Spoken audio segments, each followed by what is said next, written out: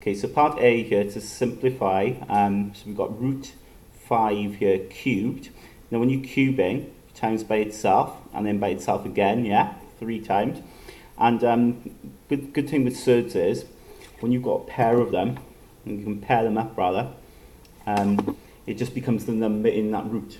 Okay, so root 5 times root 5 is just 5, yeah, that's what that becomes. And then of course it says times then root 5. So there's your answer. Now I wouldn't leave it like that. I'd obviously then write that as 5 root 5. You don't need that multiplication in between them then. Okay, it's just like algebra.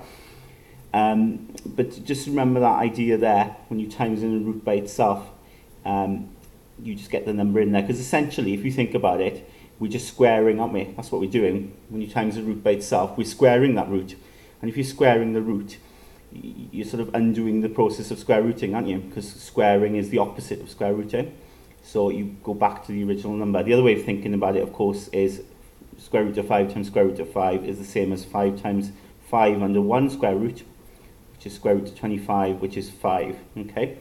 With part B, cubing this, so this process then is similar. Okay, but this time you've got a number in front. Now what I would do here is I would separate the numbers in front, so put them together first. So there's 3 lots of 2, isn't there, which you multiply together, and then put the roots together. Okay, now 2 times 2 times 2 is 8. Okay, and then just as before, we can pair the roots. Okay, so root 7 times root 7 is 7, and then you've got root 7 then at the end.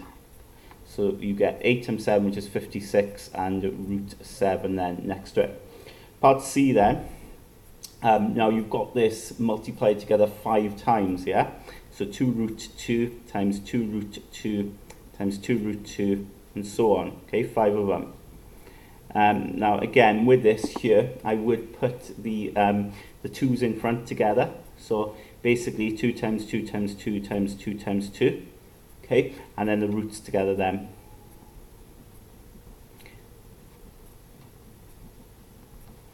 Now, if you do those 2's at the front there, that becomes 32. Again, we'll pair these up. So we know root 2 times root 2 is 2. Root 2 times root 2 is 2 again. Okay, so we're pairing them up. And then you've got times root 2 at the end. So work that out, you get 128 and then times root 2.